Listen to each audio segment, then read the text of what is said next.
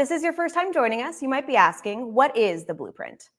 Well, Donald Trump is counting on us to get distracted, but we're not falling for it. Every morning, we'll cut through the noise and give you the real story, what you need to know today, what Democrats are doing about it, and how you can fight back and help Democrats win. Whether you're in the trenches of Democratic politics or just want the truth, this is your go-to spot. So let's get to work. First, if there's one thing you're paying attention to today, it's this. When it comes to Trump's disastrous billionaire-first budget making its way through the Senate right now, we know the pressure on Republicans is working. West Virginia Senator Jim Justice admitted that cutting food assistance for more than 3 million families and children would be a disaster for Republicans.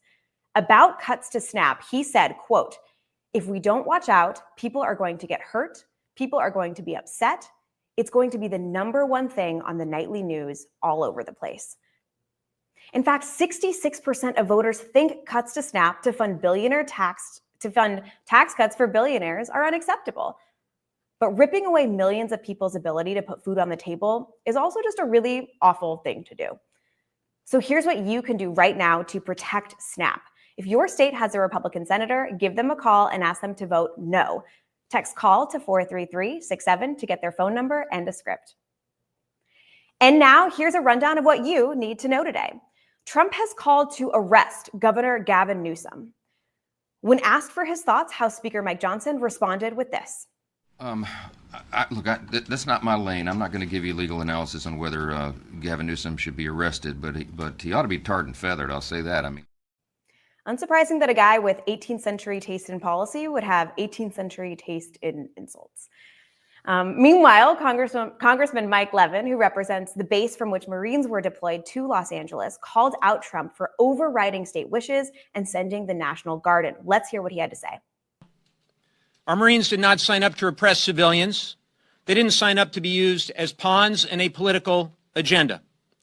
The decision to deploy Marines to Los Angeles is an abuse of power.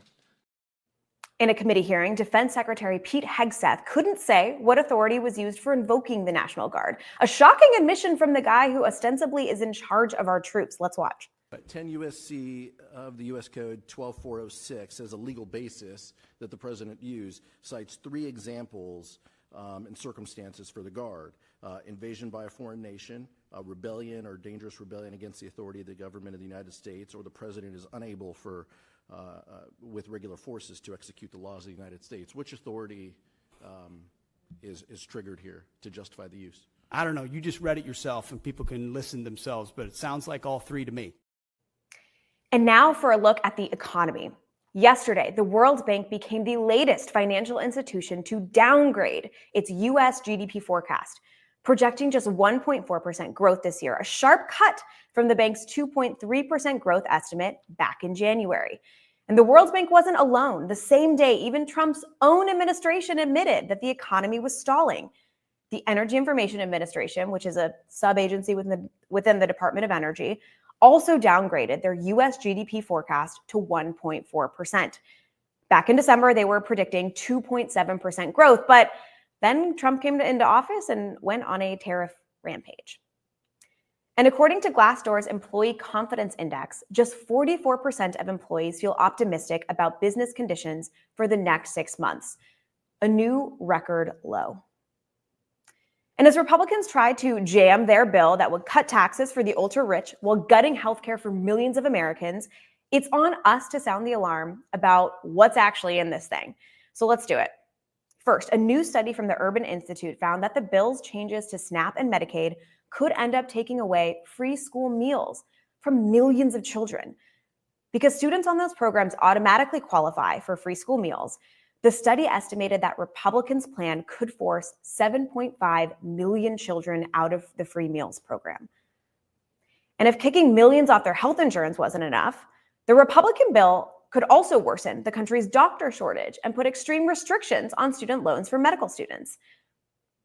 And even though Elon's shiny red Tesla has left the White House grounds, we knew he and Trump wouldn't stay broken up for long. The Trump administration has changed guidance for a broadband expansion program, making Elon's company more likely to earn billions in federal funds.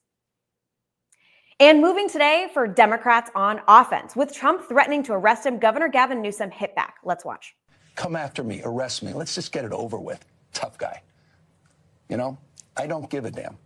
But I care about my community. I care about this community. The hell are they doing? These guys need to grow up. They need to stop. That's the energy we need in this moment. And back on the Hill, congressional Democrats are calling out Trump and Republicans' reconciliation bill for being a big betrayal of women during a forum at 3 p.m. Eastern Time, live on Senator Amy Klobuchar's YouTube account. And today, we'll see another round of Trump administration officials flailing as congressional Democrats hold them accountable for the chaos caused by this administration. Yesterday, Trump's cabinet was unable to answer numerous questions from Democrats. One of the highlights from the day was Senator Dick Durbin, who couldn't believe the report he was reading about NIH's drastic cuts to cancer research. I disagree with this administration on so many things, but this is the one that really gets to me personally. To think that this nation would walk away from medical research. For God's sake, we lead the world in medical research. Why would we give up on it? And the best excuse NIH Director Jay Bhattacharya could drum up is this. Let's watch. The transition has been a very bumpy time, and I don't mean to downplay that, but there have been opportunities for reform for how the biomedical research enterprise works. I think the decisions about Northwestern happened before I got into office, but let me just say that The buck stops in your office. I know it now. does. So let me just. A bumpy time. Try telling that to the families across the country who are counting on this research for their loved ones. Now, let's head to the states. New Jersey held their highly anticipated gubernatorial primary last night, where Congresswoman Mikey Sherrill emerged as New Jersey's Democratic candidate for governor. And here to talk about it is Ophira Yeheskel, Director of External Affairs at the Democratic Governors Association. Ophira, welcome to the Daily Blueprint. Hannah, thanks for having me. Absolutely. So tell us, what should we know now that the New Jersey governor's race is locked for the general election this November? Well, New Jersey is one of two off-year governor's races we have this year, but we like to say at the DGA, we have no such thing as off years. And we're really excited that our nominee is going to be Congresswoman Mikey Sherrill. She's a real badass. She's a former Navy helicopter pilot. She's a former federal prosecutor, and she is a congresswoman from an ancestrally red district in New Jersey. So she knows how to win tough fights. And she wakes up every day thinking about how she's going to fight for New Jerseyans. She's delivered on everything from lowering prescription drug costs to creating jobs to rebuilding infrastructure and fighting to protect abortion rights. So we're all in on making sure she's the next governor of New Jersey and making some history together. If we elect Mikey Sherrill, it'll be the first time in 60 years that we've elected a Democrat in Trenton for 3 consecutive terms. So we're looking forward to it. And I think folks are seeing right now that who your governor is has never mattered more. And so it's a real critical election, and we're looking forward to working with you guys at the DNC and everybody watching to make sure we keep New Jersey blue. We are so excited for Mikey Sherrill. And tell everybody watching, if you're a Democrat, how you can get involved and help to make sure that Mikey Sherrill wins in November.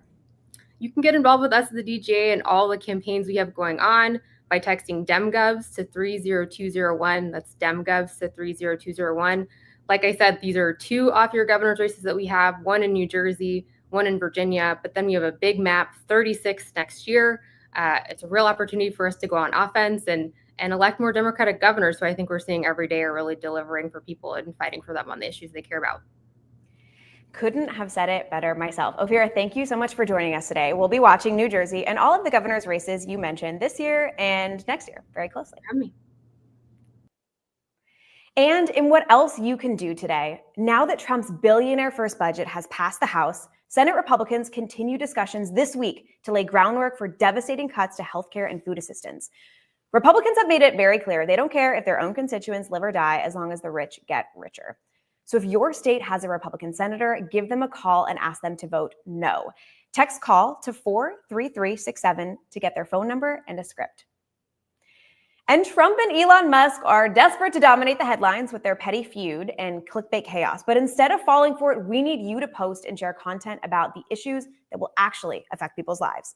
So text POST to 43367 to get content you can share to help break through the noise and hold Republicans accountable. Thank you so much for joining us for our third episode of The Blueprint. We'll be right here every day during the week at 10 a.m. Eastern on the DNC's YouTube page. Until next time.